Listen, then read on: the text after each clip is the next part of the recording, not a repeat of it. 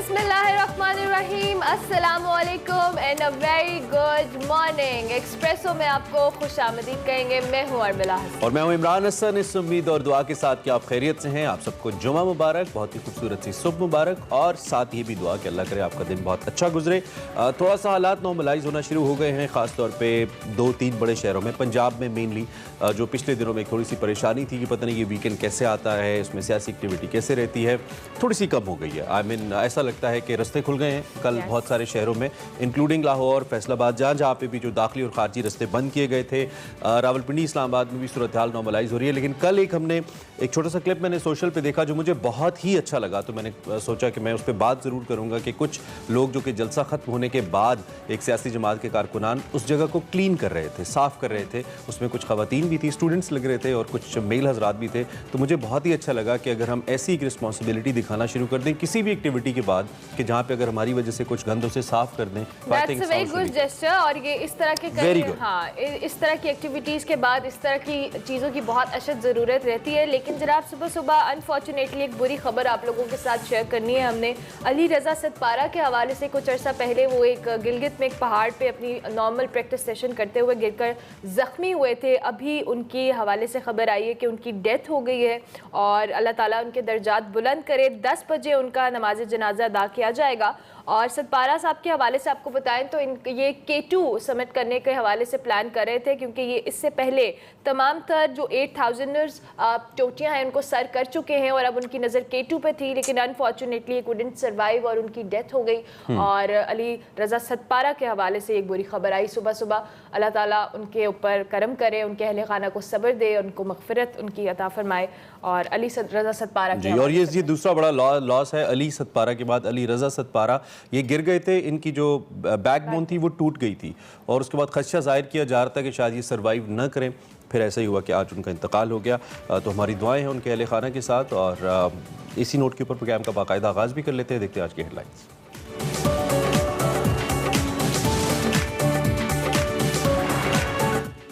खत्म करने के गैर मुतवक्के फैसले पर पीटीआई रहनुमा और कारकुन हैरान और परेशान। अचानक रात को ऐसा क्या हुआ? इमरान खान गैर मकबूल फैसला करने पर मान गए। सब एक ही सवाल के जवाब की तलाश में। इमरान खान के फैसले पर हुकूमत का दो टोक पैगाम। हमें डिक्टेशन ना दें, इलेक्शन कब होंगे, तारीख का फैसला पार्लियामेंट करेगी। वजीर आजम शहबाज शरीफ का कौमी असम्बली में धुआंधार खिताब। हुकूमत ने एक ही दिन में अहम कानून साजी कर ली। इलेक्शन एक्ट में तब्दीली से ईवीएम का इस्तेमाल खत्म। ओवरसीज पाकिस्तानीज भी वोट के हक से महरूम। नैब के भी पर काट लिए। हुकूमत का पहला मुश्किल और सख्त फैसला सामने आ गया। हुकूमत ने पेट्रोलियम मसनूआत की कीमतों में 30 रुपए फी लीटर इजाफे का ऐलान कर दिया। आइंदा भी कीमतें मजीद बढ़ने का इंदिया दे दिया। आज वजीर आजम का कौम से खिताब का भी इम्कान। और एक्सप्रेस एंटरटेनमेंट पर time out with Ehsan Khan, show नाजरीन की तवज्जो का मरकज। पेट्रोल भरवा लिया आपने? नहीं जी, 30 रुपये महंगा हो गया। मुबारक हो पूरी कौम को। मैंने रात को कैलकुलेशन की, कोई 10 लीटर कम था मेरी उसमें टैंक में, तो मैंने कहा यार 10 × 30 300, लाइन में खड़े होकर 150 का तो यही ज़ाया हो जाएगा, तो फिर मैंने नहीं भरवाया। That was a calculation. इसको तो बड़ी खबर आज।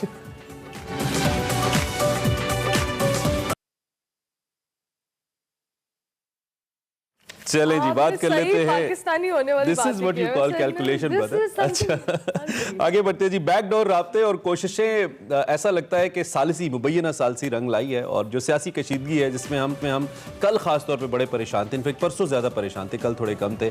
इसके नतीजे में जो मुमकिन है खतरनाक तसादुम है, इससे पाकिस्तान ऐसा लगता है मिला बच गया। इमरान खान साहब ने गैर मुतवक्के तौर पर धरना खत्म करके हुकूमत को असम्बलियात तहलील करने और इलेक्शन की तारीख देने के लिए हुकूमत को 6 दिन की मोहलत दी है। इमरान खान साहब ने क्या कहा, आपको सुनवाते हैं।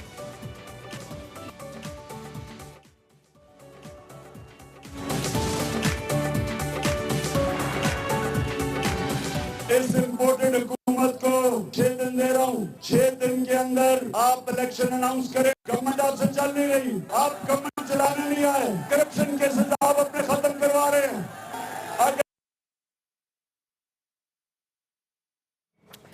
इनकी इसी बात के बाद एक ही सवाल सबके जहनों में कि ये अनहोनी कैसे हो गई। पीटीआई इसे कप्तान का एक और सरप्राइज करार दे रही है, जबकि मीडिया इसे कप्तान का एक और यूटर्न कह रहा है, जबकि मुखालिफिन इमरान खान के इस ऐलान को शिकस्त करार दे रहे हैं। दूसरी जानिब गुज़िश्ता रोज वज़ीर आज़म शहबाज शरीफ ने कौमी असम्बली इजलास में तवील खिताब किया, इमरान खान के अल्टीमेटम को मुस्तरद कर दिया और कहा कि हमें डिक्टेशन ना दें, इलेक्शन कब होने हैं पार्लियामेंट फैसला करेगी।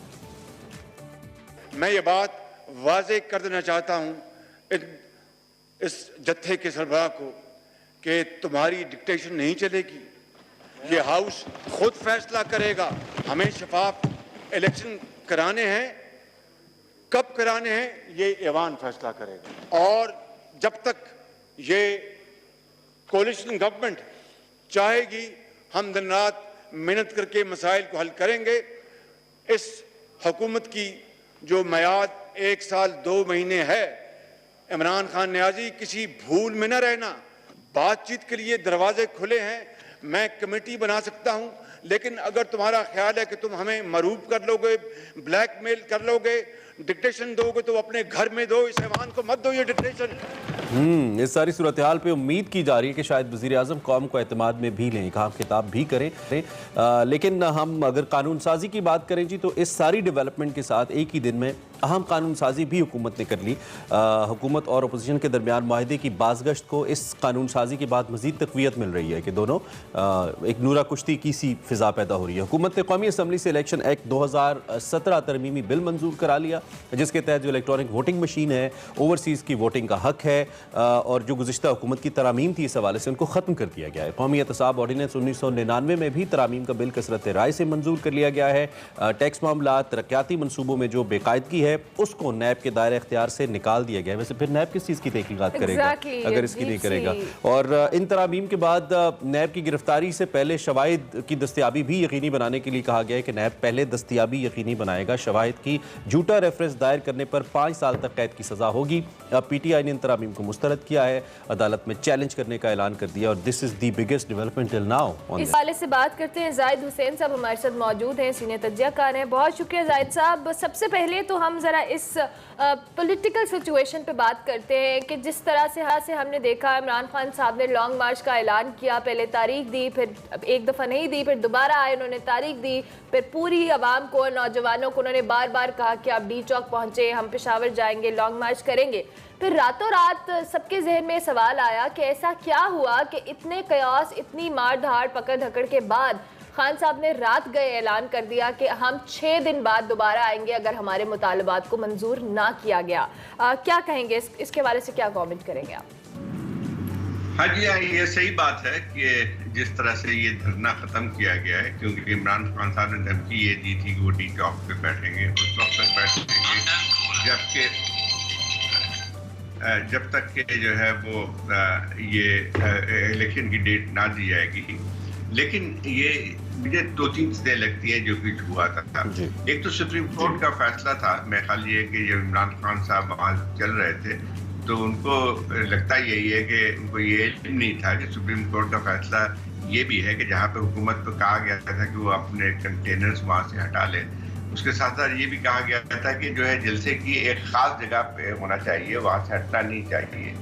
मैं ख्याल ये कि एक तो ये वजह हो सकती है कि सुप्रीम कोर्ट का जो रूलिंग थी उसके तहत ये चीज़ हुई है। कि दूसरा एक और भी हो सकता है कि जो पीछे जो है ये जो बैकग्राउंड में जो बहुत कुछ हो रहा था, मैं न सिर्फ ये कि सुप्रीम कोर्ट की रूलिंग की वजह हो सकती है, लेकिन उसके साथ साथ मेरे ख्याल ये है कि कुछ और हल्के भी जो है मुतहरिक हो गए थे कि जो है वो किसी तौर पे धरने को ना होने दिया जाए, क्योंकि इस वक्त जो सूरत हाल है कि अगर वो धरना होता तो आपकी जो बातचीत चल रही थी इस वक्त IMF के साथ, वो कहीं भी नहीं आगे जा सकती थी। मेरे ख्याल एक तो ये वजह हो सकती है। दूसरी वजह और भी हो सकती है कि जिस तरह से हुकूमत ने कोशिश की थी कि तमाम रुकावटें खड़े करके और गिरफ्तारियों का पूरा सिलसिला शुरू किया था, तो इतने ज़्यादा लोग नहीं आ पाए थे इस्लामाबाद में जिसकी वो तवक्का कर रहे थे, और यकीन तौर पर धरने के लिए जो है वो ज़रूरी था कि आप जैसे इमरान खान साहब 2 मिलियन लोग आएंगे, वो तो नजर नहीं आए थे। So multiple reasons. ठीक है। अच्छा जाहिद साहब, ये जो पॉलिटिकल मोमेंटम है इमरान खान साहब का, जो कि बड़ा अच्छा बिल्ड किया उन्होंने, जलसे किए, बहुत बड़े बड़े जलसे किए और हर जगह पे जाके एक ही बात की कि जब मैं कॉल दूंगा आपने निकलना है, फिर कॉल दे दी। उनके हम ही कहते हैं कि लोग ज़्यादा थे, लेकिन न्यूट्रल तजिए यही कहते हैं कि उतने नहीं थे एक हुकूमत को हिला पाते। तो इस मोमेंटम को क्या नुकसान पहुंचा है इमरान खान साहब के इस धरना को डिले करने को, या फिर आपको लगता है कि नहीं 6 दिन बाद जब दोबारा कॉल देंगे और पाबंदियां नहीं होंगी तो खान साहब एक बेहतर क्राउड के साथ आ पाएंगे? नहीं, मेरे ख्याल इसमें यकीन तौर पर झटका तो पहुंचा होगा, क्योंकि जब आप इतनी पिच पे ले आते हैं चीज़ों को, इतनी उम्मीद बना देते हैं कि आप जो कुछ होगा है, लेकिन उसके बाद अगर इस तरह से जलसा ख़त्म कर दिया जाता है तो दोबारा लोगों को लाना इतना आसान नहीं होता है।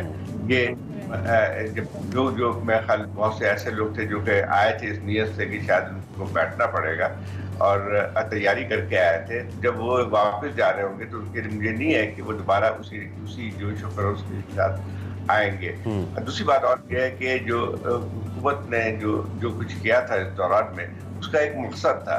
उसका मकसद ये था कि न सिर्फ उस दिन को रोकना था, जुलूस को रोकना था, बल्कि एक पैगाम भी दिया गया था कि जो है कि इस किस्म की चीज़ों को वो हर ताकत के जरिए उसको रोकने की कोशिश करेंगे। तो इन तमाम चीज़ों का असर ज़रूर पड़ता है जो लोग इकट्ठा होना चाहते हैं। ठीक हो गया जाहिद साहब। दूसरी जानिब कल प्राइम मिनिस्टर शहबाज शरीफ साहब ने बड़े दो टोक अल्फाज में पैगाम दिया है इमरान साहब को कि हमें डिक्टेशन ना दें, हम इस तमाम तर इलेक्शन की जो भी हमने सिचुएशन बनानी है पार्लियामेंट इसका फैसला करेगी। अभी जो 6 दिन का मामला है, दूसरी जानिब हुकूमत के अंदर फिलहाल हमें कोई फ्लेक्सिबिलिटी नज़र नहीं आती। मरियम नवाज साहिबा भी, शहबाज शरीफ साहब भी बहुत क्लियर स्टांस अपना चुके हैं कि हमें डिक्टेशन ना दी जाए, हम इलेक्शन की तरफ नहीं जाएंगे, हुकूमत अपनी मुद्दत पूरी करेगी। अभी जो 6 दिन का अल्टीमेटम दिया गया है, इसके बाद आपको क्या लगता है किस तरह की सिचुएशन डेवलप होगी?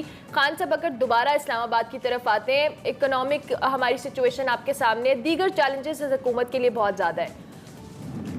ये बिल्कुल सही बात है कि जो है हुकूमत, एक तो ये था कि पहले हुकूमत में खासी एक तकसीम थी, खास तौर पर PMLN में, कि इलेक्शन के हवाले से कब होने चाहिए। एक हिस्सा जो है PMLN के जो नवाज शरीफ साहब और उनकी साहबजादी का है कि इलेक्शन जल्दी चाहते थे वो, और उसके बाद जो दूसरा एक हिस्सा था वो समझता था कि जो है उनको जो भी लेजिस्लेशन करनी है, चाहे वो इलेक्ट्रल रिफॉर्म के हवाले से हो, चाहे वो माशी सूरत हाल में, उसको कर लेना चाहिए। उसके बाद जो है अपना पूरा टर्म मुकम्मल करना चाहिए। लेकिन इमरान खान साहब की जो धमकी और या जो अल्टीमेटम था, उसकी वजह से यही नजर आता है कि उनमें इत्तेफाक हो गया है कि अगर हम इस वक्त इलेक्शन का ऐलान कर देते हैं तो लोगों के नजदीक यही बात जाएगी कि उन्होंने जो है इमरान खान की धमकी में आके, ये भी एक वजह हो सकती है। लेकिन अब ये देखना है कि इमरान खान साहब की क्या दूसरी क्या हो सकती है, हिकमत अमली क्या हो सकती है, क्योंकि इस वक्त है धरना डी चौक में जो करना चाहते हैं इमरान खान साहब, वो मुमकिन नहीं होगा। अच्छा जाहिद साहब, एक बड़ा पिछली बड़ी बाज़गश्त रही और फिर कल बड़ा वो अहम फैसला हो गया पेट्रोलियम प्राइसेस का, जिसका ताल्लुक बराह रास्त अवाम से भी है और बराह रास्त महंगाई से भी है। जो पढ़ा लिखा तबका है, मुआशी सूरत हाल को समझने वाला तबका है, उसने इस फैसले का खैर मकदम भी किया। और कुछ लोगों को तो मैंने ये कहते हुए भी सुना है कि ये फैसला पहले ले लेना चाहिए था ताकि ये एक इकनॉमिक टर्मोइल में हम ना जाते। लेकिन दूसरी जानिब ये भी ऑब्वियस है कि जो निचला तबका है उस पर बहुत प्रेशर पड़ेगा, महंगाई एक बार फिर बढ़ेगी, इन्फ्लेशन बढ़ेगी। इस फैसले के बाद आप PMLN की स्टैंडिंग या मौजूदा गवर्नमेंट की स्टैंडिंग क्या देखते हैं आवाम के अंदर एंड ओवरऑल इस इकोनॉमिक सिचुएशन में? देखिए, इसका असर तो जरूर पड़ता है, क्योंकि जब ये लोग हिज़्ब इख्तिलाफ में थे तो वो इल्ज़ाम लगाते थे इमरान खान गवर्नमेंट में कि उन्होंने पेट्रोलियम की प्राइस बढ़ा दी है, हालांकि उनको पता था कि जो है अगर बैनुल-अक़वामी तौर पे पेट्रोल की कीमत बढ़ती है तो आपको बढ़ाना पड़ेगा। लेकिन जो इमरान खान ने जाते आते ये किया था कि बढ़ाने के बजाय, जो कि IMF के साथ तय हुआ था इनकी हुकूमत का, उन्होंने पेट्रोल की कीमत कम कर दी थी। इसके नतीजे हुआ था कि पाकिस्तान में जो पेट्रोलियम प्रोडक्ट की जो कीमत थी उससे बहुत कम थी जो जिस पे वो खरीद रहे थे, और मेरे ख्याल इसकी कोई मिसाल मिलती नहीं है। और खास तौर पर अब तो और ज्यादा इस पर असर पड़ रहा होगा, जबकि आपके रुपए की कीमत जो है वो घटती आ रही है, और आपके पेट्रोल आप खरीदते हैं डॉलर में, और उसमें जो है अगर इजाफा हो रहा है तो फिर किसी तौर पे मुमकिन नहीं हो सकता है कि आप उस कीमत पे, या जो इमरान खान साहब मुकर्रर कर गए थे उस कीमत पे पेट्रोल को बेचे, और लेकिन मुल्क का दिवालिया हो जाता अगर 2 महीने और अगर रहती तो जो है जैसे क्या गया 120 अरब रुपए का खसारा हो रहा था, जो कि बहुत ज्यादा है, जो कि आपका महीने में डिफेंस बजट पे होता है या जो सिविल एडमिनिस्ट्रेशन को चलाने में होता है। उसका अच्छा जाहिद साहब, दूसरी जानिब जो अहम कानून साजी की गई है, पीटीआई का जो इलेक्शन एक्ट में जो तरमीम है वो उसमें कर दी गई है, और ईवीएम का इस्तेमाल हो, चाहे जो ओवरसीज़ पाकिस्तानी को वोट का हक हो, से महरूम किया गया है। आपको लगता है कि ये जो तमाम तर तरामीम की गई हैं ये सूटेबल होंगी? क्योंकि जिस तरह से तहरीक इंसाफ का और ख़ास तौर पर इमरान खान साहब का हमेशा से फोकस रहा है कि ओवरसीज़ पाकिस्तानियों को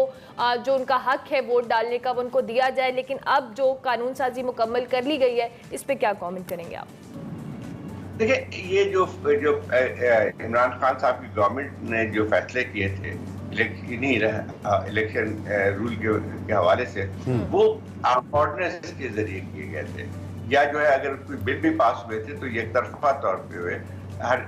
ये हमें सबको अंदाजा है कि इलेक्शन जो रिफॉर्म्स के इस किस्म के बिल्स होते हैं उस वक्त तक कामयाब नहीं हो सकते हैं जब तक कि इस मुत्तफका राय ना हो।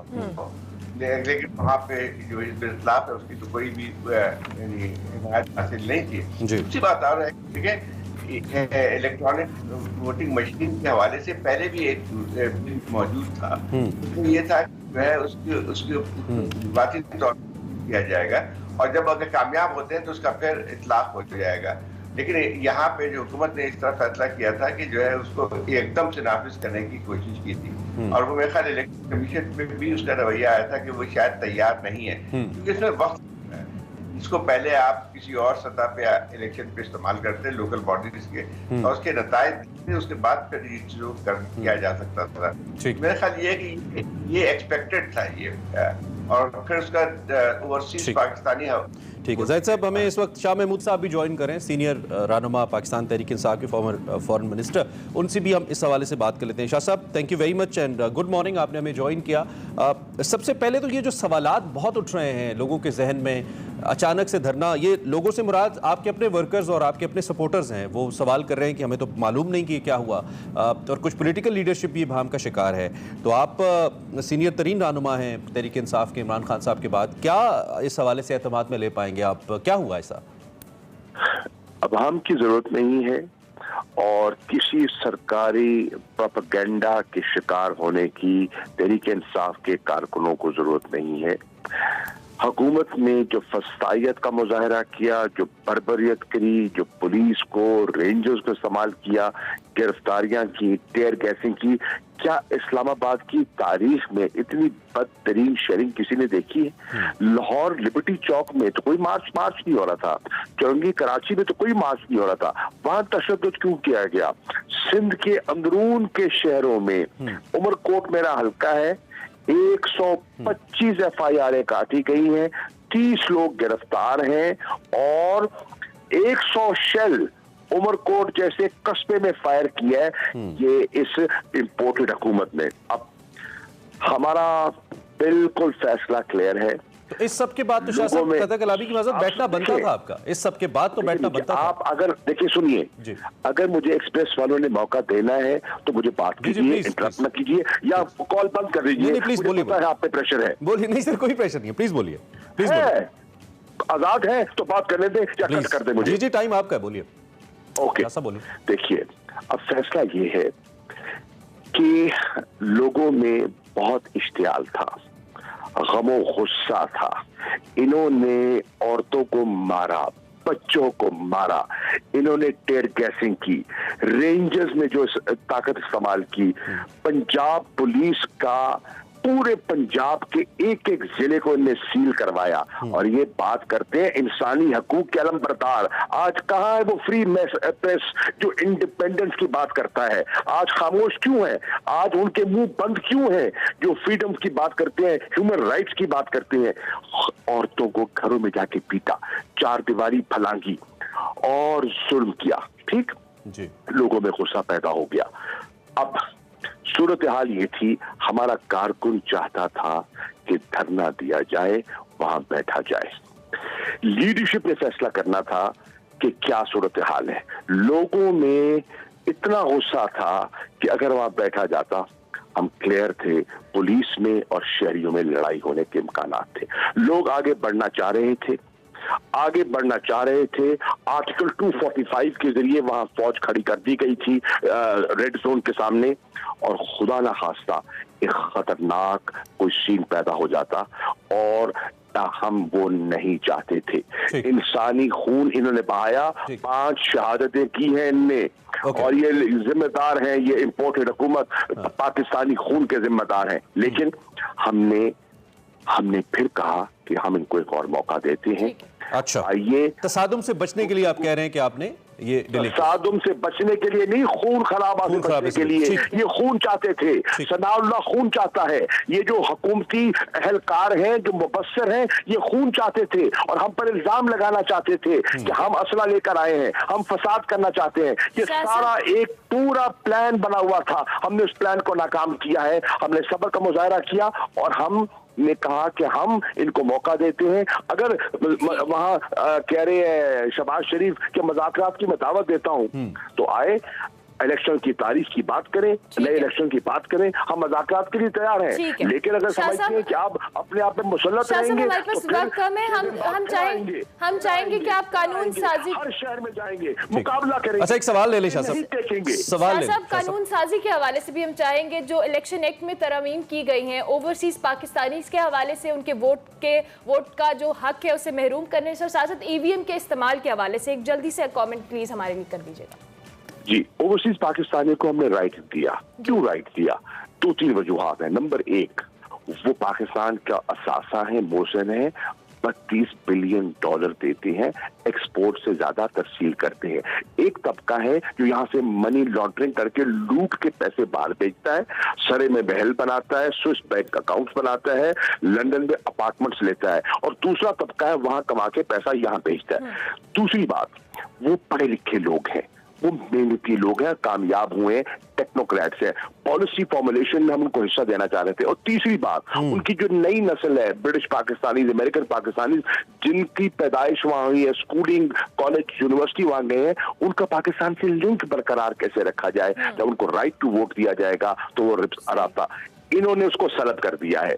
इसने ये पीपल्स पार्टी और नून लीग की हुकूमत, क्यों कि इनको पता है कि ओवरसीज पाकिस्तानी में इनकी कोई हैसियत नहीं है, उनकी ओवरवेलमिंग मेजॉरिटी PTI से हमदर्दी रखती है, और इसलिए इन्होंने वो रास्ता नहीं अख्तियार किया। EVM जुडिशियल कमीशन बना, जस्टिस नासिर मुल्क साहब की सरबराही में, जब 2014 के बाद जो पूरी इन्वेस्टिगेशन हुई, तो उसकी फाइंडिंग में एक फाइंडिंग आई कि जब पोलिंग का दिन खत्म होता है, क्लोजर के बाद और रिटर्निंग ऑफिसर को जो बैग जाते हैं, उसके अंदर वक्फा होता है। अभी 10 की मिसालें इनने दी है, नून वालों ने, मरियम ने। अब उसमें गड़बड़ होती है, पोलिंग बैग खोल दिए जाते हैं, सीलें टूट जाती हैं, डबल स्टैंपिंग होती है, और रिजल्ट्स को चेंज किया जाता है। EVM सिस्टम से ये था कि फौरी रिजल्ट, जी सिस्टम पूरा हिंदुस्तान में ये जो लागू है और उसका निफाज हो रहा है, और कोई चैलेंज नहीं करता। हमसे ज्यादा नापढ़ लोग वहां मौजूद है, गुर्बत भी हम जैसी है, वक्त मेरा वहां कामयाब हो सकता है, यहाँ क्यों नहीं हो सकता? इनका एजेंडा है, कि अपनी मर्जी से इलेक्शन करवाना, इनका एजेंडा है नैब को खत्म करना, अपनी करप्शन को। शाह साहब, इस पे मजीद इंशाल्लाह किसी नशिस्त में जरूर आपसे बात होगी। थैंक यू वेरी मच, आपने किया और मौके हमारे सामने रखा। शाह महमूद कुरैशी साहब हमारे साथ मौजूद थे। आपने सुना इस वक्त पाकिस्तान तहरीक इंसाफ का क्या मौक़िफ़ है, खून खराबे को अवॉइड करने के लिए धरने की जानिब जाना पड़ा। जाहिद साहब, मुख्तसरन आप शाह महमूद कुरैशी साहब को आपने सुना, क्या तहरीक इंसाफ इस वक्त जो लाइन ले रही है, आप बीइंग एन एनालिस्ट इससे मुतमईन है, और आपको लगता है कि वो पॉलिटिकल डैमेज जिसका हम तस्करा प्रोग्राम के पहले हिस्से में कर रहे थे आपके साथ गुफ्तगू में, ये इस मौक़िफ़ के बाद आपको लगता है कि नहीं होगा तहरीक इंसाफ को? नहीं, देखिए, ये एक हद तक तो सही है कि जो अगर यहाँ पे फैसला कर लेती तहरीक इंसाफ बैठने का, तो हालात बहुत ज्यादा खराब हो सकते थे। और जिस चीज का हवाला दिया है कि फौज को बुला लिया गया था, तो ये तो पहले भी हम बात यही कर रहे थे कि ये तमाम जो है ये चीजें थी जिसकी वजह से उन्होंने मुलतवी किया, लेकिन अब मुझे लगता है कि दोबारा आना इनके लिए शायद मुमकिन उस तरह से नहीं होगा। और सब इसका हल जो है, सूरत हाल का सबसे अच्छा यही है कि मुज़ाकरात के जरिए जो है कोई हल तलाश किया जाए और ऐसा इंतजाम किया जाए ताकि आइंदा इलेक्शन जो है काबिल कबूल हो। ठीक हो गया, thank you very much Zahid साहब, बहुत शुक्रिया कि जो रीसेंट पॉलिटिकल डेवलपमेंट उस पर बात कर रहे थे। शाह महमूद कुरैशी साहब को भी आपने सुना। अभी हम एक ब्रेक लेंगे, ब्रेक के बाद हाजिर होंगे। आप देखते रहे एक्सप्रेस।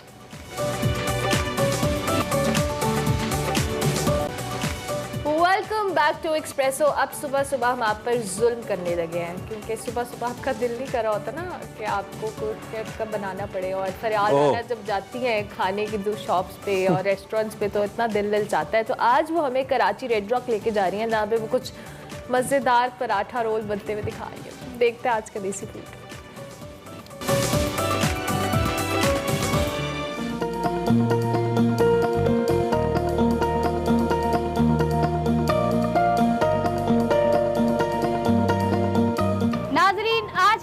जोहर टाउन खोखर चौक, जहां पर है कराची रेड रॉक्स वाले, जो कि बहुत ही स्पेशल सी चिकन मलाई बोटी कढ़ाई और चिकन चीज कढ़ाई तैयार करते हैं। आइए चलकर देखते हैं यहाँ का टेस्ट कैसा है और ये इसके अलावा क्या क्या बनाते हैं, ये भी देखते हैं।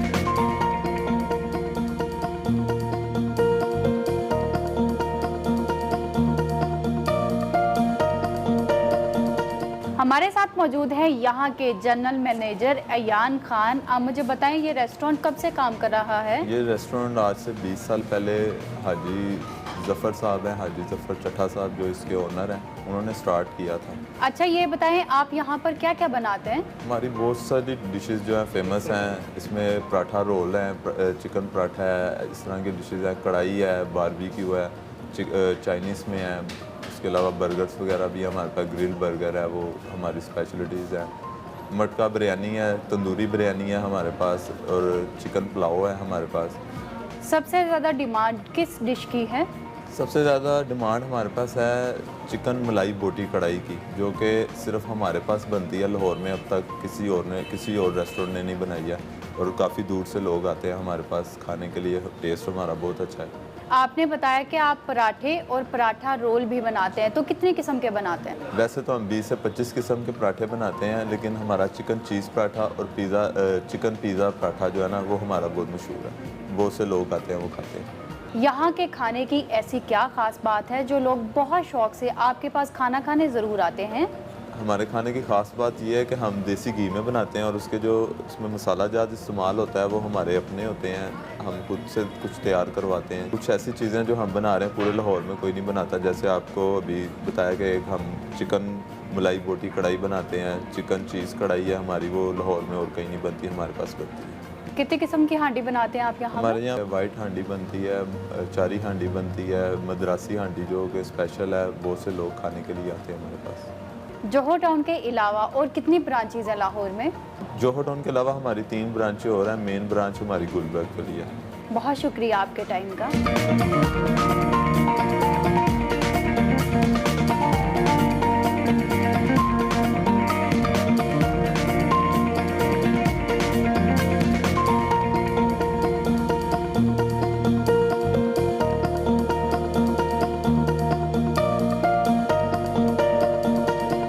नाजरीन, यहाँ पर पराठे तैयार हो रहे हैं, इनसे पूछते हैं ये कौन सा पराठा बना रहे हैं। कौन सा पराठा बना रहे हैं आप? आलू पराठा बनाते हैं, और चिकन पराठा होता है, चिकन चीज़ पराठा होता है, बीफ पराठा होता है, आलू अंडा होता है, आलू अंडा चीज़ होता है, पिज़्ज़ा पराठा होता है, रेड रॉक स्पेशल पराठा हमारा होता है, और ये पराठा रोल जो आपके सामने तैयार है। अच्छा, तो पराठा रोल का जो पराठा होता है वो भी सेम ही बनता है ब्रेड का? नहीं, वो सेम होता है आटा, लेकिन ये गोल पेड़ा होता है। अच्छा, ठीक है। सबसे ज़्यादा डिमांड किस पराठे की है इधर? रेड रॉक स्पेशल पराठे की, और पिज़्ज़ा पराठा हमारा जो है जो सबसे। स्पेशल पराठा में आप क्या क्या डालते हैं? स्पेशल में हम डालते हैं चिकन कीमा होता है, चीज़ होती है, और पिज़्ज़े का सामान होता है, ऑलिव और मशरूम, और ये सब। Thank you so much. नाजरीन, आगे चलते हैं, आगे चलकर देखते हैं और क्या क्या बन रहा है। नाजरीन, यहाँ पर मुख्तलिफ किस्म की कढ़ाई तैयार हो रही है, इनसे पूछते हैं ये अभी कौन सी कढ़ाई बना रहे हैं। आप कौन सी कढ़ाई बना रहे हैं अभी? चिकन चीज़ कढ़ाई बना रहे हैं और साथ मलाई बोटी कढ़ाई है। और कितनी किस्म की कढ़ाई तैयार करते हैं? चिकन मलाई बोटी कढ़ाई है, मटन कढ़ाई है, हांडी है, उसका कबाब कढ़ाई है, उसके बाद बारबेक्यू कढ़ाई होती है। ये कौन सी कढ़ाई तैयार कर रहे हैं आप? ये मलाई बोटी कढ़ाई है। मलाई बोटी। और ये वाली कौन? ये चिकन चीज़ कढ़ाई है। चिकन चीज़ कढ़ाई में क्या क्या डालते हैं आप? वो कढ़ाई होती है रेगुलर, उसके बाद एंड पे जब तैयार हो जाती है ना, उसके बाद उसमें चीज़ ऐड होती है। अच्छा, और इन दोनों की एक साथ में आप दोनों कढ़ाइयाँ तैयार कर रहे हैं, तो दोनों में क्या फ़र्क है? ये काफ़ी सारा फ़र्क है। ये रेड में होती है और ये वाइट में होती है। ये बोन वाली है और ये बोनलेस है। कितनी देर में एक कढ़ाई तैयार कर लेते हैं आप? ये हमारा जो चिकन होता है ना, ये पहले से हाफ डन होता है, तो तकरीबन ज़्यादा से ज़्यादा 10 मिनट में हम रेडी करके कस्टमर को सर्विस कर देते हैं।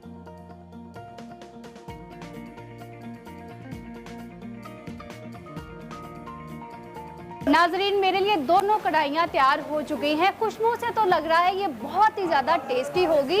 अगले देसी फूड तक के लिए मुझे दीजिए इजाज़त। अल्लाह हाफिज़। के हवाले से बता दिया, चलिए मूड सही कर दिल टूट गया, दिल मूड टूट सही सो करते गया। हैं। चलिए आपका time out with Ehsan Khan ji. आपको पता है हफ्ते की रात 9 बजे हमारे एक्सप्रेस एंटरटेनमेंट पे आता है, और इसमें इस हफ्ते के जो मेहमान हैं वो हैं हाजरा यामीन और अली अब्बास। उनके साथ एहसन खान ऑब्वियसली बहुत ही चटपटी सी गुफ्तगू करते हैं। कुछ उसकी झलकियाँ हम आपको दिखाते हैं। ऐसा कैरेक्टर करना चाहती है जिसमें ये अपने हस्बैंड को मारे। कर लिया। सेट से जब ये घर जा रहा होता है तो हमना को कॉल चली जाती, बेबी। अच्छा, मुझे नहीं पता था ये तुम्हें बेबी कहता है। अपनी बीवी को कहता हूँ, हमना को। हाजरा सबके बगैर रह सकती है, लेकिन इनके बगैर नहीं रह सकती। या उनके बगैर? उनके बगैर। सबसे बड़ा झूठ। ये मैंने कैच कर लिया, मैं पाकिस्तानी टीम में सिलेक्ट नहीं हो सकता। कभी नहीं हो सकता। अली को अपने अब्बा की कौन सी वाली बात बुरी लगती है? बुरी लगती है यार, वसीम अंकल जब सेट पे ही होते हैं ना, तो अली का सीन बैड होता है। यार अब्बा आए हुए हैं, यार अब्बा पहले से है सेट पे, यार एक और कमरा है सेट पे। और मैं जो कर रहा होता हूँ उधर फ्रीज हो जाता हूँ। हाँ, he is really scared of him. Sexual harassment के खिलाफ आपने बहुत आवाज उठाई थी, कभी खुद भी कुछ ऐसा फेस किया है? I have faced it growing up. Senior actresses should support the junior ones. You said this once. ये क्यों कहा था? क्या कुछ ऐसा एक्सपीरियंस हुआ था? यार the thing is कि for someone like me, जिसने बचपन से ही ना बहुत सारी senior actresses को idealize किया, the women that I look up to, if you don't have anything nice to say for your junior actresses, then just stay quiet. Award shows का scene ये बॉस, मुझे ये लगता है कि it's just a party. Friends by friends. Sorry. For friends by friends. Sorry, I didn't say that. Who said that? Blue-eyed boys and girls के लिए तो ठीक है, अब तो मैंने एक्सेप्ट कर लिया। मेरी नज़र में I've been denied a nomination several times in my career, जो कि बड़ी जैसे अभी LSA हुआ है, तो LSA में वो 2-3 साल पुराने जो एक्टर्स हैं या एक्ट्रेसेस हैं या मॉडल्स हैं, उनको भी इमर्जिंग टैलेंट का के लिए नॉमिनेट कर रहे हैं। अवार्ड आप अपने बच्चे को ही दें, लेकिन कम से कम आप नॉमिनेट करके एक्नॉलेज तो करें हमें। The thing is कि इंडस्ट्री बहुत बड़ी है, एक्टर्स कितने सारे हैं, and we see so many actors working so hard. तो the least you can do is acknowledge their effort. Salim Meraj साहब को कितने अवार्ड मिले आज तक इस मुल्क में? कभी आपने देखा है? बेस्ट सपोर्टिंग एक्टर का भी मिला हो यार। Rashid Farooqui, Nayyar Ijaz, so many names. बहुत मज़ेदार शो लग रहा है। अब हफ्ते की रात 9 बजे एक्सप्रेस एंटरटेनमेंट पे आएगा, हम भी देखेंगे, आप भी देखिएगा। और अभी हम एक ब्रेक लेंगे, ब्रेक के बाद हाजिर होंगे। आप देखते रहिए Expresso. Welcome back to Expresso. Show के सेकंड हाफ में आपको एक बार फिर से खुशामदीद। दूसरे घंटे में भी हमारे पास बहुत कुछ होता है, क्योंकि आज वीक का लास्ट शो है, तो आपको पता है कि हमारे पास सेगमेंट्स भी बहुत सारे हैं, बहुत सारी अच्छी डिस्कशंस होने वाली हैं। तो देखते हैं हेडलाइंस। पत्थर के जमाने के आखिरी दौर न्यू स्टोन एज के बारे में बताएंगी उफेरा फैज सेगमेंट मेरा पाकिस्तान में। क्या बच्चों को सियासी मामलात में उलझाना चाहिए? जानिए सेगमेंट माइंड मैटर्स में। चले भैया, अब आपको पत्थर के दौर में लेकर चलते हैं, लेकिन आखिरी पत्थर का जो दौर था, न्यू स्टोन एज। उफेरा फैज आपको इस हवाले से बता रही है हमारे सेगमेंट के अंदर, देखते हैं।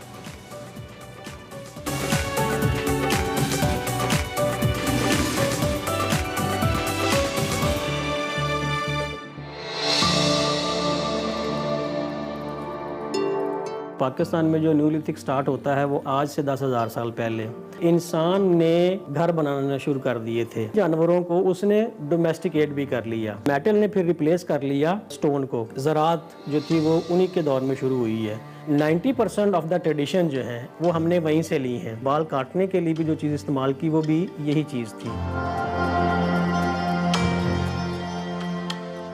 अस्सलाम वालेकुम नाज़रीन, इस वक्त मैं मौजूद हूँ आर्कियोलॉजी डिपार्टमेंट पंजाब यूनिवर्सिटी में।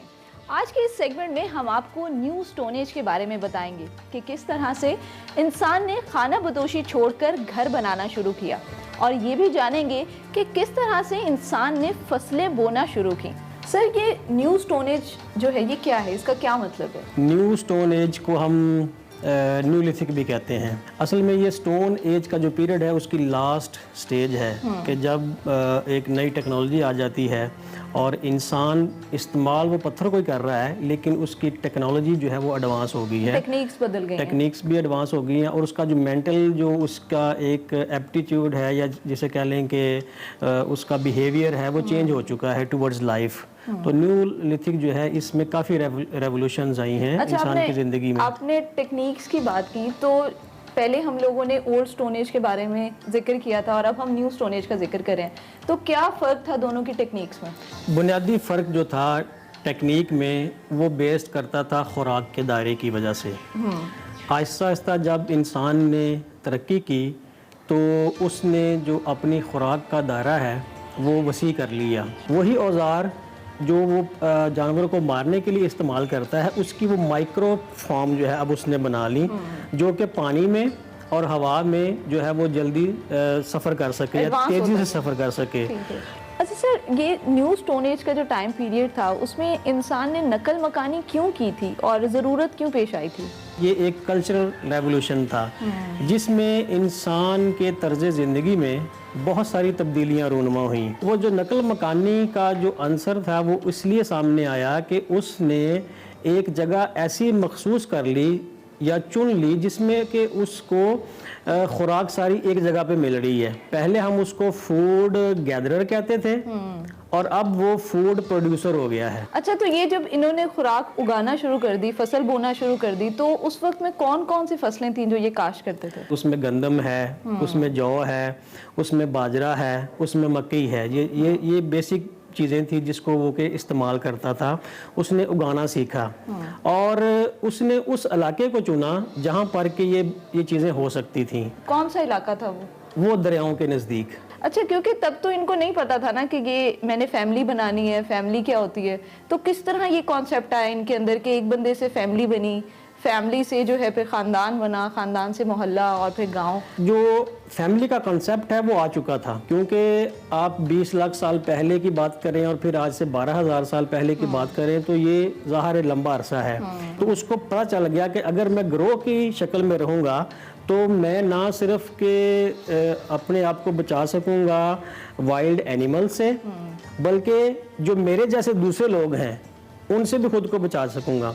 लिहाजा ला महला वो इस तरफ आया कि उसने अपना एक ग्रोह बनाया। ज़ाहिर है वो उसके ख़ानदान से शुरू हुआ, फिर जो करीबी लोग हैं उनसे शुरू हुआ और फिर सब मिलते गए जो एक विसिनिटी में रह रहे हैं। तो फिर एक कबीले की शक्ल में वो आ गया और फिर कबीले की बेस पे फिर जो है वो गांव में भी कन्वर्ट हो जाता है। अच्छा, पहले तो ये गारों में रहते थे जी, जैसे हमने पहले भी इसका जिक्र किया था, तो अब क्या इन्होंने घर बनाना शुरू कर दिए थे? बिल्कुल, ये सबसे बड़ी इसकी एक खूबी है न्यू स्टोन एज की कि इंसान ने घर बनाना शुरू कर दिए थे। तो सर, क्या आज भी किसी खित्ते में उन घरों के आसार मिलते हैं? यहाँ पर हम हैं, यहाँ पर भी मिलता है। यहाँ पे भी मिलता है? हमें यहाँ पर पाकिस्तान में मिलता है। अच्छा। एक साइट है वहाँ पर हमको अर्लीस्ट सेटलमेंट जो है वो मिलती हैं। उसके बाद हमें चाइना में भी मिलता है, उसके बाद हमें अफ्रीका में भी मिलता है, यूरोप, मतलब ये वो जगह हैं जहाँ पर कि ये सारी आबादकारी होना शुरू हो गई थी। क्या ये कोई मखसूस स्टाइल के घर बनाते थे? प्रिमिटिव टाइप के हम उसे घर कहते हैं। जो मटेरियल उसको अवेलेबल हुआ उसने उसको इस्तेमाल करते हुए ही अपने घर बनाना शुरू कर दिए। अच्छा। वो डिकेबल मटेरियल ज़्यादा था जिसमें लकड़ी का इस्तेमाल भी हुआ और जिसमें कच्ची मिट्टी और कच्ची ईंटों का इस्तेमाल हुआ। जैसे कि पाकिस्तान की बात करें तो पाकिस्तान में जो न्यूलिथिक स्टार्ट होता है वो 8000 BC तक जाता है, यानी आज से 10,000 साल पहले। हमने ओल्ड स्टोन एज का जिक्र किया जहाँ इंसान जानवरों का शिकार करता था और फिर उसे खा लेता था। क्या न्यू स्टोन एज में इंसान ने जानवरों को टेम करना शुरू कर दिया था? ये भी एक बहुत बड़ी खूबी है कि जिन जानवरों के साथ वो लाखों साल से रह रहा है, अब उसको ये एबिलिटी उसने अपने अंदर पैदा कर ली कि वो उन्हीं जानवरों को उसने डोमेस्टिकेट भी कर लिया, जिसमें गाय है, जिसमें भेड़ है, बकरी है। तो सर ये एक दूसरे को किस तरह लेन देन कैसे करते थे? अब चूंकि वो सेटल्ड लाइफ गुजार रहा है तो उसको गाहे बगैर लड़ना भी पड़ता ना किसी के साथ। जंगें होती थी? जंगें डेफिनेटली होती थी। एनिमल को पालने के लिए उसको खेत खलियान चाहिए, सरसब्ज इलाका चाहिए। वो जो ग्रीन लैंड्स हैं, ग्रीन पॉस्चर है, उनके लिए लड़ाई होती थी। लिहाजा उसको हथियारों की भी ज़रूरत है और उसको खाने की भी ज़रूरत है, उसको लिबास की भी ज़रूरत है, उसको जूतों की भी ज़रूरत है। तो ये सारी की सारी जो चीज़ें हैं तो वो बार्टर सिस्टम करता था। फिर तोलते कैसे थे? पैमाना उस दौर में जो था वो ये था कि सबसे कीमती जो है वो गाय है। गाय जो था उसको रख लिया था कि वो सबसे कीमती है। कर दिया उन्होंने। कोई बर्तन का पैमाना रख लें कि इतना बर्तन भर के दे दिया उसने, जो है दूसरे ने आपको उसके बदले जूते दे दिए। अच्छा ये बताएं कि ये जो न्यू स्टोन एज का टाइम पीरियड था ये खत्म कब हुआ? ऑलमोस्ट आप कह लें कि 5000 BC या 3000 BC जब तहजीबें अपने अरूज की तरफ जा रही थी और फिर उसके बाद मेटल इंट्रोड्यूस हो जाती है तो मेटल ने फिर रिप्लेस कर लिया इसको स्टोन को। तो सर ये जो एग्रीकल्चर का पेशा है ये भी अगर कहा जाए कि न्यू स्टोन एज से स्टार्ट हुआ तो गलत तो नहीं होगा कहना? बिल्कुल ही गलत नहीं होगा, क्योंकि वही लोग थे जिन्होंने फसलें बोना शुरू की। ज़राअत जो थी वो उन्हीं के दौर में शुरू हुई है और उसके साथ इरिगेशन का सिस्टम है कि उसको पानी कैसे देना है। फसलों की पहचान, कौन सी फसल जो है वो किस मौसम में आपने देनी है। इम्पोर्टेंट है कि कैसे उनको पता चलता था, क्योंकि उनको तो किसी तरह की कोई अवेयरनेस नहीं थी। बिल्कुल ऐसे कैलेंडर कोई नहीं था कि ज़ाहिर है कौन से महीने में कौन सी फसल, कौन से महीने में कौन सी फसल है, तो वो कैलेंडर तो था नहीं। अगेन एक्सपीरियंसेस की बेस पे अच्छा कि कौन सी फसल जो है वो आपने गर्मियों में लगानी है, गर्म मौसम की है, और कौन सी जो है वो सर्द मौसम की है। ये जो स्टोरेज है ये भी उसी दौर से शुरू हुआ कि उसने अपने गल्ले को जो कि उसकी ज़रूरत से ज़्यादा था उसने उसको स्टोर भी करना शुरू कर दिया। अगर सर हम ये कहें कि न्यू स्टोन एज ने हमारी आज की जो ये टाइम पीरियड है इसको क्या दिया? 90% ऑफ द ट्रेडिशन जो है वो हमने वहीं से ली हैं। उसने दूध का इस्तेमाल भी सीख लिया, बटर का इस्तेमाल भी सीख लिया, ठीक है, और उसने एनिमल की स्किन से गारमेंट्स भी बनाना सीख लिए। तो ये सारी की सारी जो चीज़ें हैं उस हमें उधर से मिलती हैं। सर उस दौर में जो औजार इस्तेमाल किए जाते थे उनको क्या किसी मखसूस नाम से बुलाया जाता था? जी बिल्कुल, नाम तो उनके थे और नाम उनके फंक्शन से मंसूब थे। हमने जो पिछले एपिसोड में जिक्र किया कि उसने हैंड एक्स बनाया, अभी भी वो हैंड एक्स ही है, यहाँ पर भी आके इस्तेमाल हुआ है। फ़र्क ये है कि उसके साथ उसने एक्स्ट्रा हैंडल लगा दिया। कुछ ऐसे हमें माइक्रोलिथ स्टोन टूल मिलते हैं कि जिनका जो पर्पज़ है वो नहायत ही सोफिस्टिकेटेड है। वो पर्पज़ क्या था? पर्पज़ जैसे आपके नाखून काटने, अभी मैं जैसे पत्थर के औजार से नाखून कट होते थे, जैसे ये पड़े हुए हैं, मिसाल के तौर पर ये मैं लेके आया हूँ अपने पास यहाँ से। ये तो बहुत ही छोटा है। अब ये बहुत छोटा सा है, इवन कि इससे भी छोटे होते हैं, और इसका जो फंक्शन है वो हमने समझना है कि इसका फंक्शन जो है वो क्या होगा। इसमें इस कदर शार्पनेस है कि ये जो आपके नेल को भी काट सकता है, और इससे भी बढ़ के आपके जो उसने उस दौर में बालों को उतारने के लिए, बाल काटने के लिए भी जो चीज़ इस्तेमाल की वो भी यही चीज़ थी। Thank you so much sir for your time. नाज़रीन, उम्मीद करती हूँ आपको हमारा आज का ये सेगमेंट पसंद आया होगा, जिसमें हमने आपको new stone age time period के बारे में बताया। वो लोग कैसे रहते थे, कैसे उन्होंने घर बनाना शुरू किए, किस तरह से फसल बोते थे। आने वाले सेगमेंट में हम आपको एशिया की सबसे पहली सिविलाइजेशन यानी इंडस वैली सिविलाइजेशन के बारे में बताएंगे। मुझे दीजिए इजाजत और देखते रहिए Expresso. Welcome back to Expresso. अब कुछ आपकी हेल्थ और फिटनेस की बात कर लेते हैं। ये तो हमें मालूम है कि खुद को फिट रखने के लिए जिम, एक्सरसाइज, खेल कूद बहुत इंपॉर्टेंट है, जो कि हमारी ज़िंदगियों में ख़ासतौर पे गैजेट्स के आने के बाद थोड़ी कमी होगी ऐसे लगता है। सो जनाब, लोगों की अगर बात करें, मुख्तलिफ लोगों की हमारे अलावा भी अपने आप को फिट रखने के लिए कोशिशें करते हैं और कोशिशें करते दिखाई देते हैं, जो इस हवाले से मुख्तलिफ खेलों का हिस्सा बनते हैं। तो कभी कभी इसमें इंजरीज़ भी हो जाती हैं, क्योंकि कहा जाता है कि स्पोर्ट्स और इंजरी साथ साथ चलती हैं। एक स्पोर्ट्समैन की ज़िंदगी में ऐसे खुशी के दिन कम ही आते हैं जाते हैं, जिसकी वजह से जो भरपूर एक्टिविटी स्पोर्ट्स की होती है तो बिल्कुल ख़त्म हो जाती है, महदूद होकर रह जाती है। इस हवाले से जो डॉक्टर्स हॉस्पिटल है बड़ा मशहूर लाहौर का, उसने एक नया एक प्रोग्राम शुरू किया है जिसमें उन्होंने एक स्पोर्ट्स मेडिसिन सेंटर बनाया है। इसमें खेलों की अद्वियात से मुतालिक माहिरीन को इकट्ठा किया जा रहा है और जिस्मानी तौर पर मुश्किल मुलाजमतों वाले खिलाड़ी और जो पेशावर अफराद हैं उनके लिए एक मौसर हिकमत अमली बनाकर इसका बुनियादी मकसद है कि उनको मदद फराहम की जाए। जो रूहे रवां हैं वो हमारे साथ मौजूद हैं। बिल्कुल, हमारे साथ मौजूद हैं प्रोफेसर कामरान भट्ट जो कि consultant sports medicine orthopaedic surgeon doctor hospital है, और उनसे हम बात भी करते हैं और इस सेंटर के हवाले से पूछते हैं। डॉक्टर साहब 17 साल से ज़्यादा काम कर चुके हैं आयरलैंड और यूके के अंदर भी इस हवाले से, तो हम डॉक्टर साहब को खुश आमदीद कहेंगे। Thank you very much doctor साहब। ऑब्वियसली सबसे पहले तो हम स्पोर्ट्स मेडिसिन के हवाले से बात कर लेते हैं, ये है क्या, इसकी इंपॉर्टेंस कितनी है पाकिस्तान में अगर हम स्पेसिफिकली बात करें, देन फिर हम डॉक्टर्स हॉस्पिटल के जो सेंटर है एक्सीलेंस सेंटर उसके हवाले से भी जानते हैं। बिस्मिल्लाहिर्रहमानिर्रहीम। फर्स्ट ऑफ ऑल जी thank you very much Express, और जिस तरह से वो एंटरटेनमेंट के साथ साथ अच्छे हवालों से आवाम की आगाही के लिए एक इंटरटेनिंग प्लस इंफॉर्मेटिव चैनल चला रहे हैं, तो बहुत अच्छा सवाल किया। सबसे पहले मैं इसको आसान फहम ज़ुबान में एक्सप्लेन करना चाहूँगा। शोबा जात में मेडिसिन डिवाइड होती गई। अब बहुत से लोगों को पता है कोई सर्जन होता है, कोई फिजिशियन होता है। उसी तरह एक वक्त आया कि एक शोबा ऐसा जनरेट हुआ जो एक्टिव लोगों का शोबा था। ऑस्ट्रेलिया से इसका आगाज़ हुआ, जाते जाते इंग्लैंड और फिर अमेरिका और तमाम इलाकों में फैल गया। उन्होंने कहा जो लोग फिज़िकली एक्टिव हैं, जो स्पोर्ट्स खेलते हैं, उसकी इंडस्ट्री उन्होंने देखी। स्पोर्ट्समैन को जब चोट लग जाती है तो उसे ये नहीं पता उसके दांत पे चोट लग सकती है, टांग पे लग सकती है, हाथ पे लग सकती है, उसको हार्ट अटैक भी हो सकता है, उसको और भी अवामिल हो सकते हैं। तो उन्होंने सब में मिलकर मल्टी डिसिप्लिनरी टीम, उन्होंने कहा कि सारे हम इकट्ठे होते हैं और ताकि कोई बंदा उसकी रिस्पॉन्सिबिलिटी ले और एक ऐसा डिपार्टमेंट बनाते हैं जिनमें खेलों का तरवीज, उसकी एक्सरसाइज, उसकी बीमारियों की तशखीस, उसका इलाज, जिसने एक इंतहाई रेवोल्यूशनल, एक अजीब इनकलाब बर्पा हो गया कि उसमें नए नए इलाज दरियाफ्त हुए। और रिटर्न टू प्ले, असल वाक़या ये है कि उस एक्टिव पर्सन या स्पोर्ट्स पर्सन को दोबारा खेल में भेजा जाए, उसको हम स्पोर्ट्स मेडिसिन कहते हैं। और उसका यूनिट दुनिया में तो था, जैसे पाकिस्तान में हम हर वक्त कंप्लेंट करते हैं कि हमारे पास नहीं है, तो हमने जब वहाँ से, मैंने जब 17 years I was in England and Ireland, तो वहाँ जब हमने तालीम हासिल की तो ये ख्वाहिश थी कि हम ये तमाम सहूलतें पाकिस्तान लेकर आएंगे। तो इसका मैं डॉक्टर अस्पताल की इंतज़ामिया और आपके तवस्सुत से शुक्रिया अदा करना चाहता हूँ कि हमने वहाँ पहली दफ़ा ये कॉन्सेप्ट दिया कि मैं एज ए ऑर्थोपेडिक सर्जन पहले ट्रेंड हुआ, फिर मैंने स्पोर्ट्स मेडिसिन में डिप्लोमा किया, फिर मैंने स्पोर्ट्स मेडिसिन में FRCS टाइप फेलोशिप किया।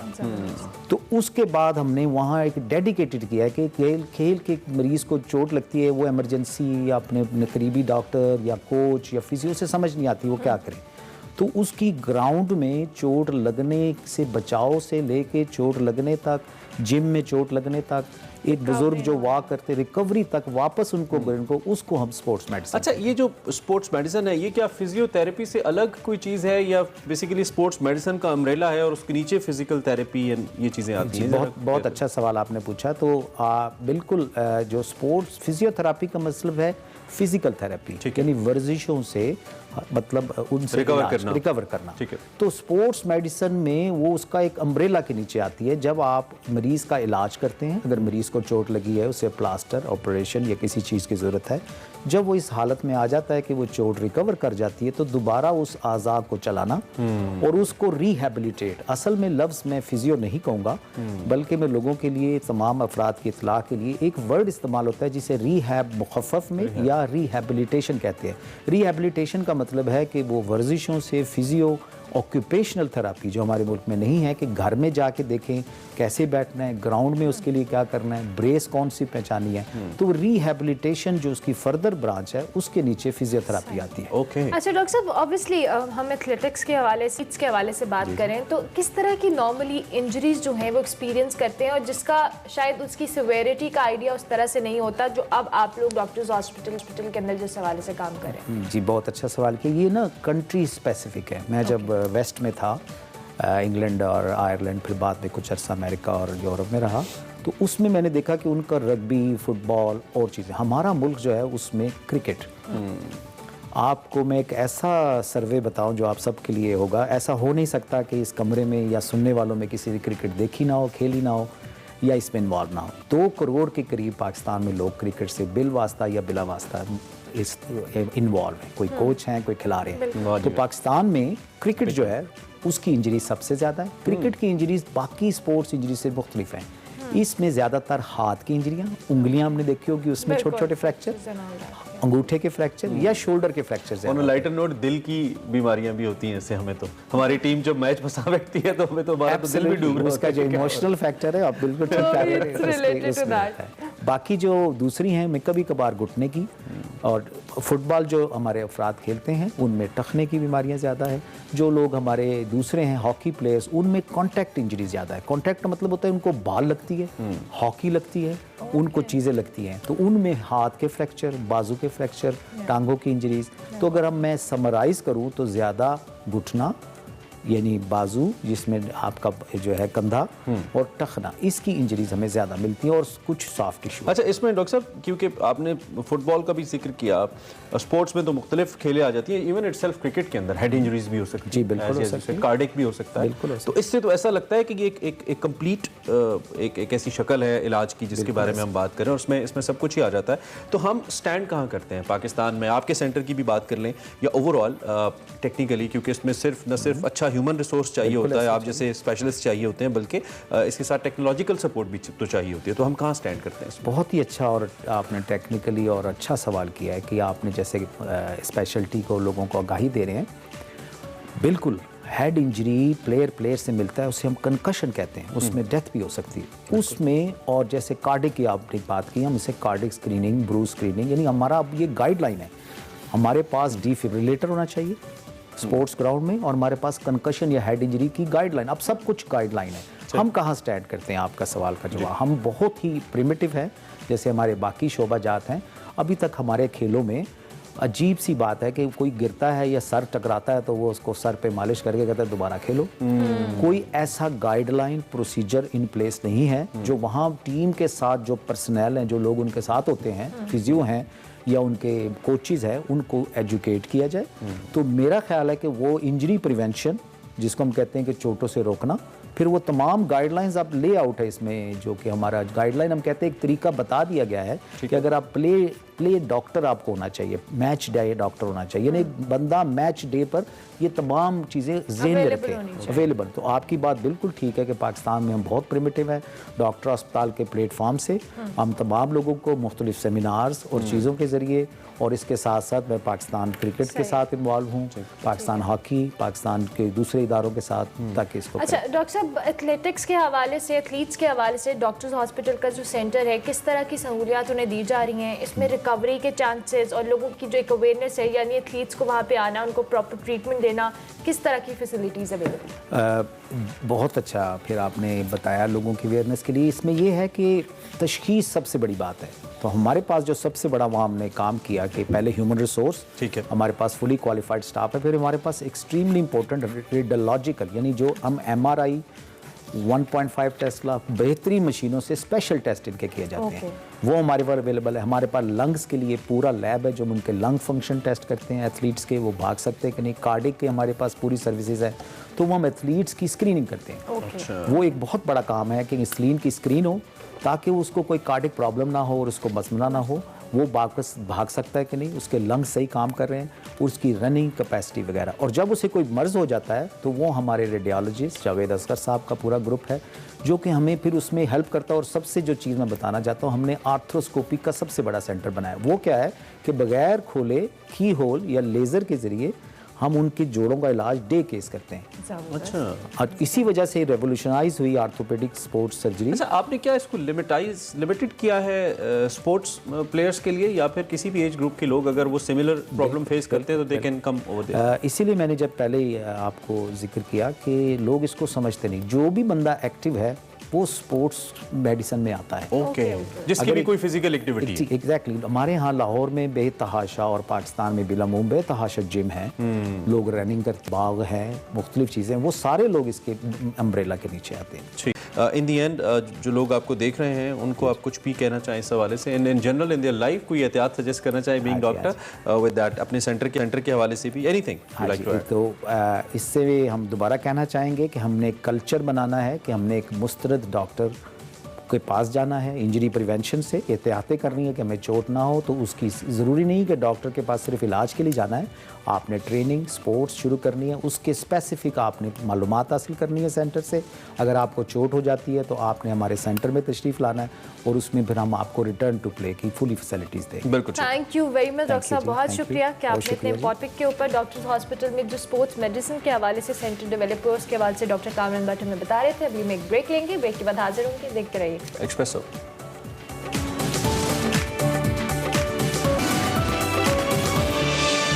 Welcome back to Expresso. वैसे तो आजकल हर तरफ सियासत की बात हो रही है, लेकिन आज हमारे जो सेगमेंट है माइंड मैटर्स में, उसमें बात हो रही है कि क्या बच्चों को सियासत में उलझाना चाहिए, हाँ या नहीं। इसी हवाले से दोनों माहिर नफ्सियात हमारे साथ मौजूद हैं, वकार अहमद मलिक और मेरी परवेज। देखते हैं क्या बात हो रही है। Over to you guys. Thank you Armala and Imran. Political और सियासी सरगर्मियां हमारे मुल्क में बहुत अरसे से अनस्टेबल हैं। हम जब भी न्यूज़ चैनल्स ऑन करते हैं और जब भी फैमिली गैदरिंग्स में बैठते हैं, आपके डिनर टेबल से लेकर और आपकी आपस में जो कॉन्वर्सेशंस हैं, उन सब के अंदर पॉलिटिकल कॉन्वर्सेशंस और टॉपिक जो है वो एक प्राइमरी सी चीज़ बन गया है। बड़ों के दरमियान ये बातें होना, कह सकते हैं कि ठीक है शायद इंटरेस्टिंग हो, उनके पास एक बैकलॉग है, कुछ इन्फॉर्मेशन है कि पहले क्या था अब क्या है, वो कुछ कंपैरिजंस कर सकते हैं। हमारे बच्चे भी इन चीज़ों में इन्वॉल्व हो गए हैं, और वो जो बच्चे हैं, मैं ये बात कर रही हूँ अबाउट किड्स जो कि under the age of even 12 और 15 भी इवन हो। अब ये बच्चों की पॉलिटिकल कॉन्वर्सेशंस के अंदर पार्टिसिपेशन जो है, इज़ इट समथिंग जो हमें इनकरेज करनी चाहिए क्योंकि वो उनको इवेंचुअली मैच्योरिटी की तरफ और बेटर कॉन्वर्सेशनलिस्ट बनाने के अंदर मदद करेगी, या फिर हमें उनकी इनोसेंस को प्रोटेक्ट करना चाहिए? वकार साहब, यही मेरा सवाल है और यही इसका स्टार्ट भी। देखिए, बात ये है कि एक चीज़ को कहते हैं ग्रैंड नैरेटिव्स या महाबयानियाँ। महाबयानियाँ वो होते हैं जिनको हम यूनिवर्सल ट्रुथ्स कह सकते हैं या कायनाती सच्चाइयाँ कह सकते हैं। बच्चों को सिर्फ वहाँ तक रोशनास हमारा काम कराना है, उनको रोशनास कराना कायनाती सच्चाइयों से, जिनको हम कायनाती सच्चाइयाँ समझते हैं। पोस्ट मॉडर्निस्ट इसको भी क्रिटिसाइज करते हैं कि वो ओवर, मतलब उनका एक दलील ये है कि आपको कैसे पता है कि ये महाबयानियाँ भी दुरुस्त हैं। तो बहरहाल अगेन, अब हम पोस्ट मॉडर्निस्ट तो नहीं है, लेकिन हम ये ज़रूर कहते हैं कि महाबयानियाँ जो हैं या जो जिनको हम कायनाती यूनिवर्सल ट्रुथ्स कहते हैं, वो बच्चों को बताना ये हमारी जिम्मेदारी है।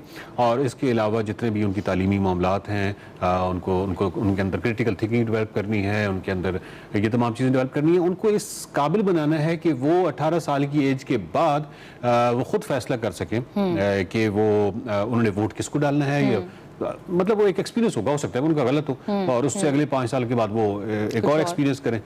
लेकिन 18 साल की उम्र तक हमारा काम सिर्फ ये है, बच्चों के अंदर ये वाली चीज़। अच्छा, हमारा एक प्रॉब्लम ये है कि तीसरी दुनिया में, और बिलखुसूस अगर पाकिस्तानी तनाज़ुर में बात करूँ, तो पॉलिटिक्स जो है वो कोई डॉगमा का शक्ल इख्तियार कर गई है। वो कोई ऐसी शक्ल इख्तियार कर गई है कि जो जिस पार्टी का है वो ऐसा रुक गया है, और उसके साथ एक बहुत ही स्ट्रॉन्ग इमोशंस जुड़ गए हैं, रिजिड हो गए हैं। आप तो कह रही थी ना कि बड़े तो हो सकते हैं इसकी बात को कोई लुत्फानंदोज होते हों ये वगैरह, वो भी लुत्फानंदोज नहीं हो रहे। आप बहुत सारे जो जिसको हम कहते हैं कि इसको बदज़ौकी की अलामत समझा जा रहा है, क्योंकि इसमें अंदेशा होता है कि कोई तलखी ना हो जाए, और हो जाती हैं।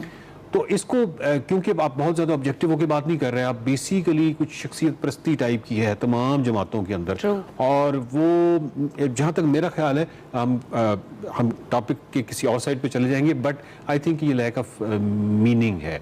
मीनिंग ऑफ लाइफ की जब कमी होती है, यानी ज़िंदगी में मकसदियत की कमी होती है, तो फिर आप इस तरह के आइडियाज़ की तरफ बहुत ज़्यादा एग्रेसिवली जाते हैं। उसकी वजह यह है कि हो सकता है कि आपके पास पैसा भी आ जाए, सब कुछ आ जाए, लेकिन क्योंकि वो मकसदियत की कमी है तो आप बहुत ज़्यादा इमोशंस के साथ जुड़ जाते हैं, बगैर ये जाने कि ये शख्सियत परस्ती की भी ज़ुमरे में आता है, ये कोई बहुत ज़्यादा लॉजिकल नहीं है। अब इस सारे सिचुएशन में बच्चों को भी डाल देना, और बच्चे भी आप ये देखिए कि वो तमाम चीज़ें जो सोशल मीडिया पर नज़र आ रही हैं, वो कोई ऐसा नहीं है कि बच्चे जो हैं कोई लर्न कोई नई चीज कर रहे हैं, वो बेसिकली बहुत इमोशनल हैं। और इस तरह के बच्चों को इमोशनल होना, मतलब आई थिंक मुझे कैद आज़म साहब के हवाले से भी कोई रेफरेंस इस वक्त याद आ रहा है कि उनके पास कुछ तुलबा गए थे और इसी हवाले से कि कोई तंजीम के हवाले से या सियासत के हवाले से, तो उन्होंने उनको मना किया, वापस भेज दिया कि नहीं अभी तो तुम्हारी तालीम की उम्र है।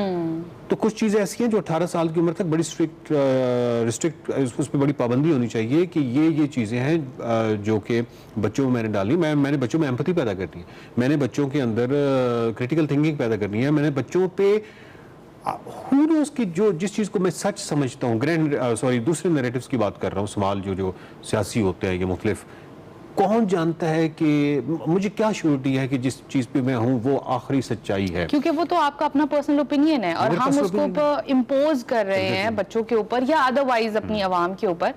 एक आपने इम्पॉर्टेंट बात कही कि इमोशंस के साथ जो बच्चे जो है वो बहुत ज़्यादा इमोशनल है, तो हमारी जो पॉलिटिक्स है वो बहुत ज़्यादा जो है वो इमोशन ड्रिवन भी है कि हम उकसाते हैं लोगों को, एक दूसरे की जो पार्टीज हैं वो एक दूसरे के खिलाफ एक दूसरे को उकसा रहे होते हैं, बिकॉज उनको ये पता है कि शायद हमारी आवाम को इतनी इन्फॉर्मेशन नहीं है कि हमारी फाइनेंशियल कंडीशन क्या है या पीछे टेक्निकल इश्यूज क्या चल रहे हैं। लेकिन जब आप ये बताएंगे कि किसी कि घर में क्या हो रहा है और किसी की अदरवाइज पर्सनल लाइफ कैसी थी और कैसी है और वो सारी जो चीजें हैं उसकी वजह से आप उसको हक और बातिल की जंग भी बिल्कुल, और आप अपने जो है जब बात करते हैं तो हम ढूंढ लेते हैं अपनी और अवाम के दरमियान जो कॉमन वैल्यूज है।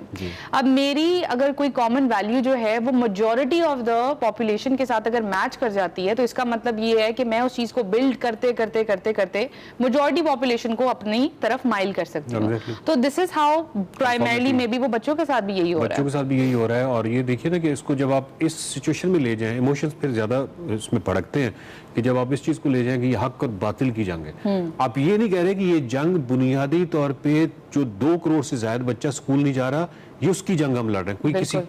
कोई सियासी जमात ये कहती है, कोई सियासी जमात ये कहती है कि ये हम इसलिए आपके लिए लड़ रहे हैं क्योंकि पानी के हवाले से पाकिस्तान जो है वो शदीद तरीन कहत साली के शिकार ममालिक की फहरिस्त में आ जाएगा, हम इसलिए आपकी, ऐसी तो कोई बात नहीं कहते। वो बुनियादी तौर पे हक और बातिल की जंग है और वो ये समझते हैं और उनको उसमें इन्वॉल्व कर लेते हैं। तो इसमें जो आप कह रही हैं कि वो जो पीछे टेक्निकलिटीज़ हैं और वो तमाम चीज़ें हैं उससे तो वैसी मतलब अभी भी मेरे नहीं ख्याल के पाकिस्तान के जो सबसे बड़े मसाइल हैं उस पर आपने देखा हो कि किसी ने रोड ब्लॉक की हो, किसी ने एहतजाज किया हो, जो एक्चुअली मसाइल हैं जो कि अगले 10 सालों के बाद एक बम बन के हमारे सामने आने वाले हैं, उस पर तो कोई नहीं करता। बुनियादी तौर पर वो वही है, वही हक और बातिल की जंग है, वो तमाम चीज़ें। और इसी के बाद आप उसमें बच्चों को भी आपने मुकम्मल तौर पे इन्वॉल्व कर दिया, उससे उनकी तालीम का हर्ज होगा, इसमें कोई शक ही नहीं है।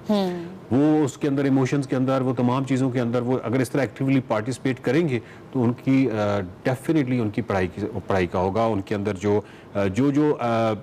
जो मैं सलाहियतें डेवलप करना चाह रहा हूँ थ्रू सिलेबस या दूसरे तरीक़ेकार से वो सारी डिस्टर्ब होंगी। तो उसकी पर्सनैलिटी की पूरी डेवलपमेंट जो है अगर 18 साल से कम उम्री में मैंने वो सब्जेक्टिव सच्चाइयाँ, यानी मैं इनको सब्जेक्टिव कहता हूँ ना, ये मेरी अपनी एक ओपिनियन जिसको आप कह रही हैं, मैं एक सब्जेक्टिव किस्म से सच्चाइयाँ हो सकता है गलत हो।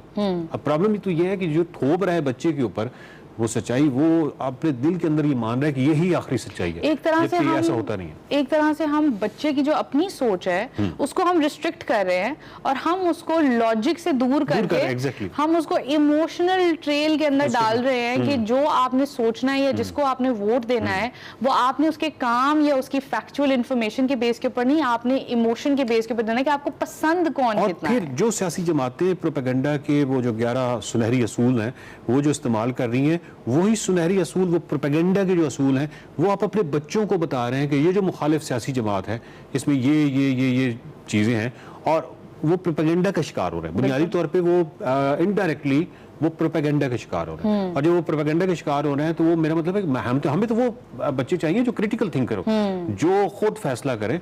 तो मेरा ख्याल है कि इस पे जो ग्रैंड नैरेटिव्स हैं उस पर बिल्कुल मैं हूँ इस पे कि उनको वो ज़रूर आप बच्चों को बताएं, यूनिवर्सल ट्रुथ्स जितनी भी हैं जिसको हम आलमी सच्चाइयाँ कहते हैं, जिसको इंसानी हुकूक कहते हैं, बहुत सारी ऐसी चीज़ें। लेकिन ये जो सब्जेक्टिव सच्चाइयाँ हैं इससे बच्चों को ज़रा थोड़ा दूर रखें, उनकी तालीम का हर्ज होता है। बिल्कुल, और इसका मतलब हरगिज़ ये नहीं है कि बच्चों को हिस्ट्री ना बताएं, आप बच्चों को पॉलिटिकल इन्फॉर्मेशन ना दें, वो किताबें ना पढ़ें, वो पुरानी डॉक्यूमेंट्रीज ना देखें, वो बिल्कुल देखें। लेकिन अभी जो करंट अफेयर्स के अंदर जो चीज़ें चल रही हैं उसके अंदर अगर आप उनको एक्टिव पार्टिसिपेशन लेना शुरू कर देते हैं, हम ये सोच सकते हैं, एक परसेप्शन या एक इसकी देखने का नज़रिया ये हो सकता है कि अच्छा बच्चा मज़ीद कॉन्फिडेंट होगा, उसको बात करना आएगी वगैरह वगैरह, लेकिन उसके बहुत से और तरीक़ेकार हैं। हम बच्चों को एज अ टूल नहीं इस्तेमाल कर सकते हैं या एज अ वेपन नहीं इस्तेमाल कर सकते। तो हमने बेस करनी है अपनी डिसीजन मेकिंग कि आपने किस पार्टी की साइड पर होना है, क्या आपने किसको सपोर्ट करना है, वो सब चीज़ें उसकी ऑब्जेक्टिविटी के ऊपर बेस करनी चाहिए कि कौन कितना काम करे, ना कि ये कि वो किस चीज़ को आज किस तरीके से यूज़ करे, चाहे वो आपके बच्चे हैं या चाहे वो आपके जज्बात हैं। Thank you very much for listening to us today.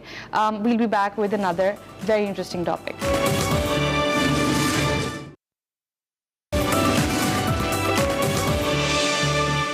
Welcome back to Expresso. इस वक्त वज़ीर आला पंजाब हमजा शहबाज मीडिया से बात करें, आपको बराह रास्त जो है ना वो उनको भी धक्के दिए गए, लेकिन अल्लाह का शुक्र है कि सुप्रीम कोर्ट के कहने पर भी वो ना टले और उन्होंने वही करना चाहा जो आज से कई साल पहले 126 दिन के धरनों में किया।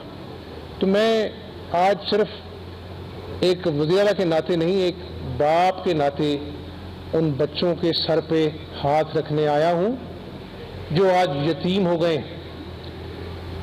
और वो बच्चे नहीं जानते कि एक पहाड़ जैसी ज़िंदगी उनके सामने है। हर कदम पर, हर मोड़ पर जब कोई अच्छे नंबरों में पास होंगे तो उनकी आंखें ढूंढेगी बाप के दस्ते शफ़क़त को, और वो दस्तके शफ़क़त उनके सर पर रखने वाला कोई नहीं होगा। तो हमें माशरे में इस चीज़ का एहसास करना चाहिए। चीज़ें चलती रहती हैं, निज़ाम ज़िंदगी चलता रहता है। जो एहसास का जज्बा इस माशरे से उठता जा रहा है, उसको हमें ज़रूर मुकद्दम रखना चाहिए, और यही एहसास का जज्बा जो हमें इंसान बनाता है, वरना जानवर तो बेशुमार हैं। तो अल्लाह ताला इस सूबे को, इस मुल्क को अमनो आश्ती का गहवारा बनाए, और अल्लाह ताला मोहम्मद जावेद शहीद के दर्जात बुलंद करे, और जो एक शहीद पैकेज है वो उनको मिलेगा। वो पैसे या वो अपना जो है वो मेडल इनके दुखों का मुदावा नहीं है। सब्र अल्लाह की ज़ात देगी, मेरी कोई औकात नहीं है, लेकिन मैं इंसानियत के नाते आज यहाँ पर आया हूँ और पुलिस फोर्स को मैं शाबाश देता हूँ, और मैं सूबे की आवाम को ये कहता हूँ कि जितनी भी मुश्किल अपना तरीन सफ़र है मेरा, ख़ास तौर पे 1.5-2 महीने से कोई गवर्नर नहीं है, कोई काबीना नहीं है, इंशाल्लाह मैं सूबे की आवाम के दुखों के मुदावे के लिए मैं हर रोज़ निकलूँगा, अल्लाह से मदद मांगूँगा, और अल्लाह मेरी रहनुमाई करे, और मैं अल्लाह की मखलूक की खिदमत इसलिए करूँगा, सियासत बाद में है, कि अल्लाह ताला राज़ी हो जाए इंशाअल्लाह ताला। कोई सवाल है तो आप पूछ लें। बहुत खुशी होती है कि अब आप पीएम हैं, शहबाज साहब से इज्जत कर रहे हैं हंगामी। हमजा शहबाज मीडिया से गुफ्तगू कर रहे थे। अभी हम आपसे इजाज़त लेंगे, आपसे हमारी मुलाकात होगी अब मंडे को लाइव शो में। कल और परसों हमारा बेस्ट ऑफ चलेगा, मिस मत कीजिएगा। मंडे तक के लिए हमारी तरफ से अल्लाह हाफ़िज़।